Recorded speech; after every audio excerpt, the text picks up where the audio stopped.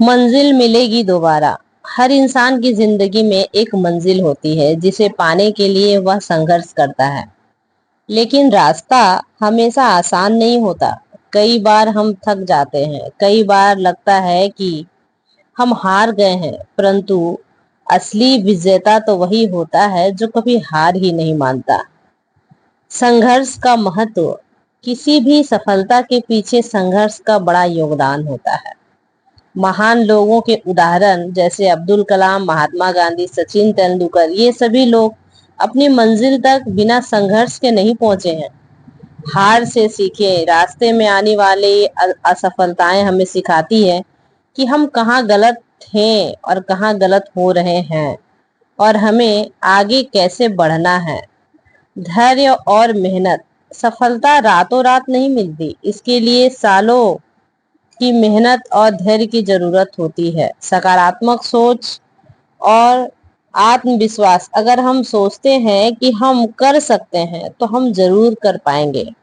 सफलता से डरे नहीं, बल्कि उसे एक नया सबक समझें। कोशिश करने वालों की कभी हार नहीं होती। योजना बनाएं और लक्ष्य को निर्धारण करें। बिना लक्ष्य के प्रयास करना व्यर्थ होता है। स्पष्ट लक्ष्य बनाएं। यह तय करें कि आप कहां पहुंचना चाहते हैं।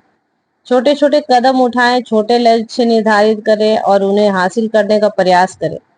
सही मार्गदर्शन लें। सही सलाहकार और मेंटर का मार्गदर्शन सफलता के लिए बहुत ही जरूरी होता है। अगर आप सच्ची मेहनत और धैर्य से अपने सपनों के पीछे चलते हैं तो वह एक दिन आपकी मंजिल आपको जरूर मिलेगी। रास्ते में मुश्किलें आएंगी, लेकिन वो आपको और मजबूत बनाएंगी। इसलिए कभी हार मत मानिए और अपने सपनों को पूरा करने के लिए निरंतर आगे बढ़ते रहिए। मंजिल उन्हीं को मिलती है जिनके सपनों में जान होती है। पंख से कुछ नहीं होता, हौसलों से उड़ान होती है। तो ये आपके पास कुछ नहीं होता ना, वो भी लाइफ में वो सब चीज अचीव करते हैं जो वो पाना चाहते हैं। तो ये कहानी एक ऐसे लड़के की है जो बचपन में मेरे साथ पढ़ता था। हाँ, ये कहानी मेरे साथ पढ़ने वाले एक ऐसे लड़के की है जिसके पास लाइफ में करने के लिए कुछ नहीं था। उसके पिताजी को कैंसर था और उसकी माँ जो है ना, वो कागज के जो बनाया करती है, ठोंगे जिसको बोला जाता है, जिसमें सामान तौले जाते हैं, वो बनाया करती थी। और वो कागज जब उसकी माँ बनाती थी ना, तो वो कागज को लेकर वो दुकान दुकान में सेल किया करता था।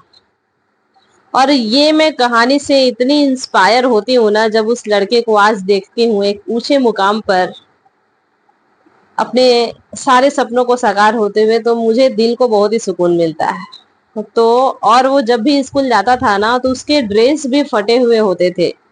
उसके पीछे जो पैंट जो होते थे ना, वो अलग से कपड़े से चिपके हुए होते थे, जिसे हम लोग पेंदी कहते हैं। पेंदा लगाया हुआ रहता था उसका पैंट।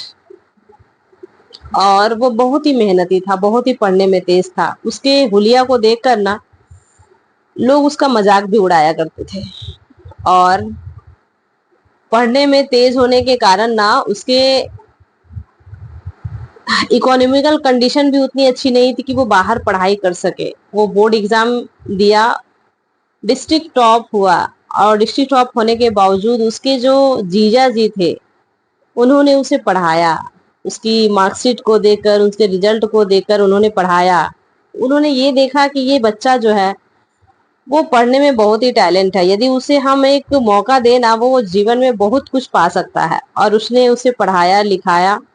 और जब वो पढ़ लिख कर उसे जब नौकरी मिली, तो मैं आप बिलीव नहीं करोगे कि उसे यूएसए में उसे नौकरी मिली।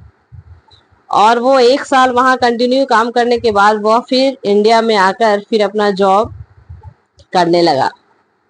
और जब भी मैं उसे देखती हूँ ना, तो बहुत ही इंस्पायर होती हूँ मैं कि ये लड़का जिसके पास कुछ नहीं था, आज उसके पास बहुत कुछ है।